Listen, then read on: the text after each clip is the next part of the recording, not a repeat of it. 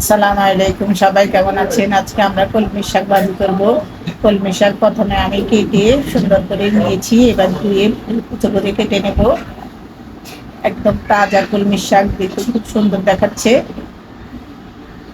এভাবে আমি সুন্দর করে ধুয়ে কুচো করে নিয়েছি। এবার আমি ভাজি করব। কড়াই বসিয়ে তেল গরম দিয়ে রসুন কুচি দিয়ে দিলাম। রসুন কুচি দিয়ে এবার পেঁয়াজ কাঁচামরিচ দিয়ে দিলাম। পেঁয়াজ কাঁচামরিচ দিয়ে একটু ভেজে নেব। ভেজে একটু লবণ দিয়ে দেবো।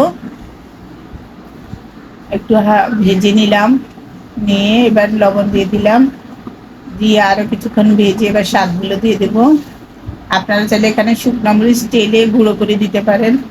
আমাদের বাসায় কেউ শুকনো মরিচ গুঁড়ো করে খায় না, এর জন্য আমি দিই নেই। ঝাল হয় অনেক বেশি, তবে ঝাল যারা বেশি খান তারা আপনারা শুকনো মরিচে ভালো মতো কুচো করে দিবেন। এভাবে পানি শুকিয়ে গেলে নামিয়ে ফেলবেন।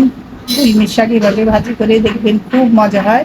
আমি কাঁচামরিচ দিয়ে করেছি, আপনারা চাইলে শুকনো মরিচের গুঁড়ো করে তারপরে লাস্টে দিয়ে যখন নামাবেন তখন দিয়ে নামিয়ে নেবেন।